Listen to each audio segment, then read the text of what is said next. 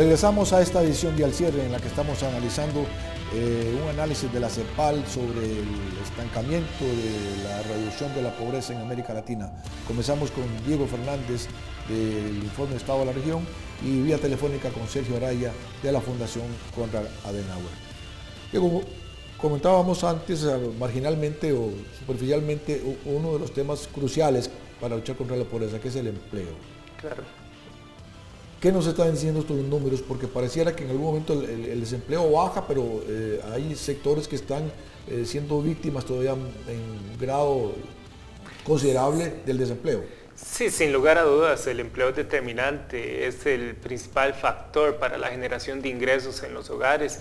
El desempleo ha venido bajando lentamente y quizás aquí lo importante es que no es solamente el tema del desempleo como el único indicador para medir empleo, sino también hay que considerar el subempleo, es decir, las personas que no se les está pagando el total que se les debe pagar el salario mínimo o que no tienen unas suficientes horas que requieren, digamos, para tener la jornada continua. Otro tema y particularmente importante en América Latina y en Centroamérica es la precariedad del empleo.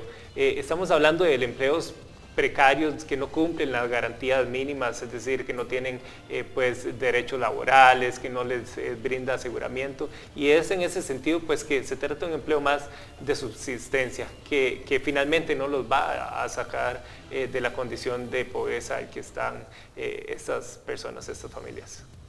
Sergio, desde el punto de vista político-institucional, ¿quiere decir que han sido escasas las medidas para que este subempleo del que nos habla Diego se vea disminuido, la población no sea afectada por empleos de baja calidad? Bueno, hay muchos factores, inclusive en Costa Rica, que esto es quizá de los que lideran las acciones más efectivas y aún así se queda con una agenda bastante alta de asuntos pendientes.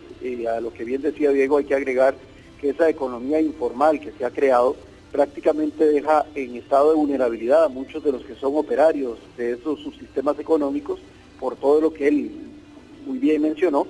Y efectivamente los estados tienen que prohijar las normas, los procedimientos, inclusive la carga impositiva requerida para estimular a la gente a pasarse a la formalidad y no al revés, no más bien potenciar la informalidad, porque personas que tal vez lo único que tienen es como modus vivendi, no sé, la venta de algún producto comestible en la calle, si tratan de cumplir con todos los trámites que la normativa actual les establece, prácticamente no podrían dar abasto. Entonces, a eso hay que agregarle que también hay toda una situación, y esto es muy lamentable decirlo así, de intereses creados de ciertos sectores que se benefician con la existencia de estas bolsas de pobreza y con estas estructuras paralelas de la economía, porque bueno, muchos de los que están en las calles fungiendo como vendedores ambulantes, en la práctica son solamente empleados precarios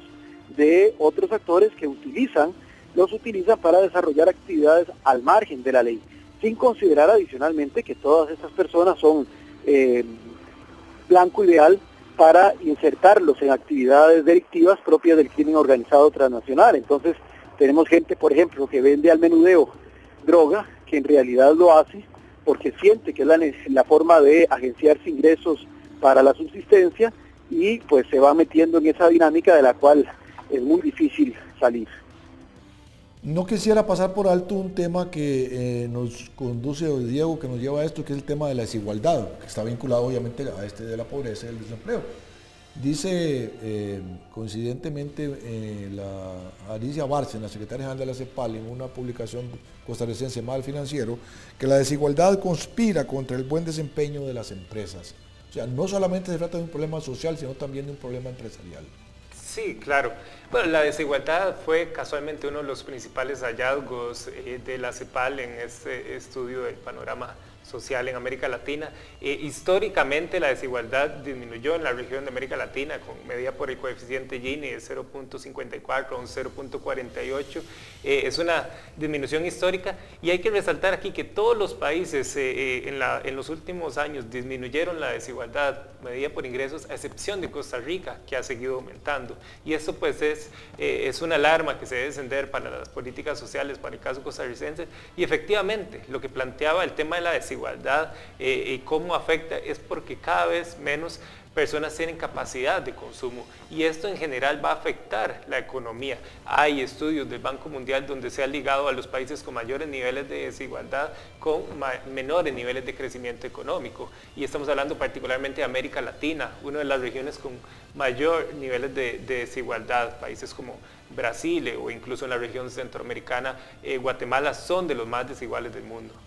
Sergio, esto nos conduce a otro tema que está particularmente vinculado con la desigualdad y la forma de superar la pobreza y de salir de ella. Es el tema de la educación. Nos hemos quedado cortos en la región con la inserción de unos sectores, de más sectores, particularmente en lo que a educación media se refiere. Sí, bueno, ese es un tema también pendiente. Las tasas de escolaridad van afectándose, y de los que ingresan en la educación primaria a los que terminan en la educación secundaria se nota una brecha considerable, y bueno, todos y todas sabemos que el que no posee educación ya está muchísimo más enfilado a perpetuar una situación de pobreza y de desigualdad.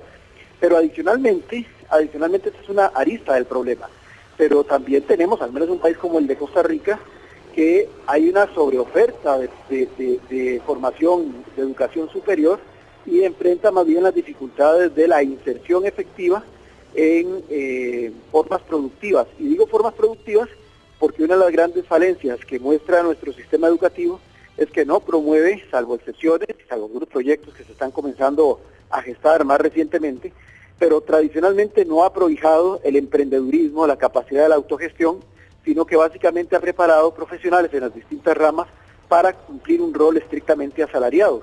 Y se da uno cuenta de que muchos de estos pues terminan sin la posibilidad de incorporarse efectivamente en aquella área en la que optaron por prepararse. Entonces, es un cúmulo de factores que definitivamente llaman la atención, obligan a planificar.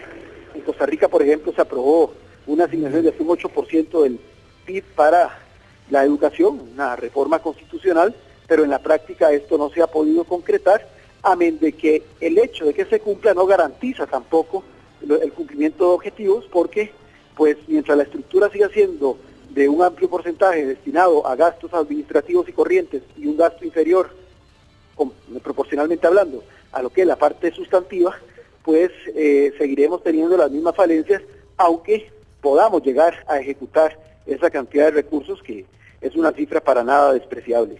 Muy bien, vamos a ir a un corte comercial y regresamos después para analizar perspectivas, vías de solución a esta realidad de América Latina.